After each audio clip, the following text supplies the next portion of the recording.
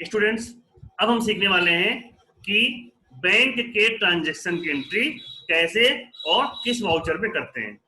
इसके लिए सबसे पहले हम आएंगे अकाउंटिंग वाउचर में, और पेमेंट और रिसिप्ट के अलावा बैंक की एंट्री करने के लिए एक और अकाउंट होता है, वाउचर होता है, जिसे कहते हैं कॉन्ट्रा वाउचर। इसके लिए हम सबसे पहले F4 प्रेस करेंगे। तो जैसे ही हम F4 प्रेस करेंगे तो यहाँ देखेंगे कि कॉन्ट्रा वाउचर की स्क्रीन दिखाई दे रही है। अब मान लीजिए एंट्री है कि हमने 10,000 रुपए स्टेट बैंक ऑफ इंडिया में जमा किए। तो जब जमा किए हमने तो पैसे कैश अकाउंट से गए, और कैश अकाउंट से गए, लेकिन गए कहाँ? बैंक के अकाउंट में। तो बैंक अकाउंट डेबिट होगा और कैश अकाउंट क्रेडिट होगा। तो यहाँ हम देखेंगे कि यहाँ पहले पूछ रहा है हमसे क्रेडिट, तो क्रेडिट कौन सा है? कैश। यहाँ पर देखिए सिर्फ बैंक और कैश के अकाउंट ही आ रहे हैं, बाकी अकाउंट नहीं दिखाई दे रहे हैं। यहाँ हमने कैश कर दिया, इसको हमने कर दिया 10,000, और जिस बैंक में जमा किए थे, जैसे कि SBI में जमा किए थे, तो यहाँ SBI अकाउंट आ जाएगा।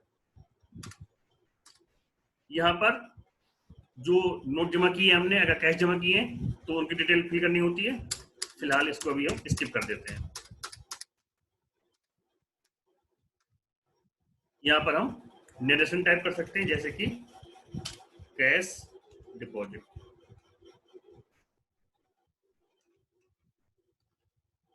और हमने इसको कर लिया। इसी प्रकार से अब मान लीजिए हमने कुछ अमाउंट जमा की इलाहाबाद बैंक में, तो उसी प्रकार से कैश क्रेडिट हो जाएगा। अब मान लीजिए मैं जमा किया 20,000 रुपए, यहाँ हमने टाइप कर दिया 20,000 अमाउंट डेबिट में। अब देखिए यहाँ पे अगर बैंक अकाउंट नेम लिख के पहले से आ रहा है तो आपको परेशान नहीं होना है, बस आपको यहाँ से दूसरा अकाउंट सिलेक्ट कर लेना है। तो जब यहाँ से हम दूसरा अकाउंट कर लेंगे सिलेक्ट, तो वो यहाँ पर आ जाएगा, अमाउंट आ गई। यहाँ पर भी हम बाकी डिटेल्स फिल कर सकते हैं और नरेशन टाइप करके इसको हम एंट्री कंप्लीट कर सकते हैं। इसी प्रकार से अभी हमने सीखा कि अमाउंट जमा करने पर बैंक में क्या एंट्री होगी। मान लीजिए ठीक इसके अपोजिट हमें अमाउंट बैंक से विड्रॉल करनी है। तो अब मान लीजिए हमने स्टेट बैंक ऑफ इंडिया से 5,000 रुपए विड्रॉल किए, पैसे निकाले, तो उसकी एंट्री भी कॉन्ट्रा वाउचर में होगी। ध्यान दीजिएगा, बैंक की एंट्री चाहे रिसिप्ट साइड में हो चाहे पेमेंट साइड में हो, उसकी एंट्री कॉन्ट्रा में ही होगी। अब चूंकि हमने पैसे निकाले हैं तो पैसे कैश अकाउंट में आएंगे, तो कैश अकाउंट डेबिट होगा और जिस बैंक से निकाले हैं वह बैंक क्रेडिट होगा। तो यहाँ पूछ रहा है क्रेडिट, तो हमने यहाँ कर दिया SBI। मान लीजिए यहाँ मैंने कर दिया 5,000 रुपए, यहाँ एंट्री क्लिक कर देंगे और अब डेबिट हो जाएगा कैश। यहाँ हम टाइप कर सकते हैं कैश विड्रॉल, और ये हमने एंट्री एक एक्सेप्ट कर ली। अगर हम इनकी डिटेल देखना चाहें बैंक की, तो हम जाएंगे डिस्प्ले में, अकाउंट बुक में जाएंगे और कैश बैंक बुक में जाएंगे।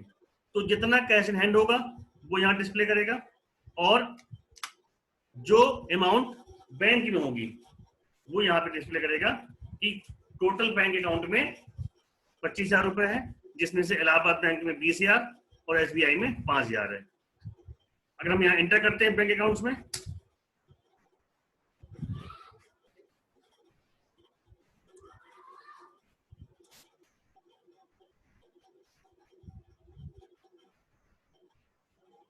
अगर हम एंटर करते हैं बैंक अकाउंट्स में, तो देखिए यहाँ पे बैंक अकाउंट की डिटेल्स भी आ जाएंगी अलग से, और वापस भी देखिए तो जितने अकाउंट होंगे सबकी डिटेल दिख जाएगी। वापस जाएंगे तो वापस हम गेटवे ऑफ टैली में आ जाएंगे।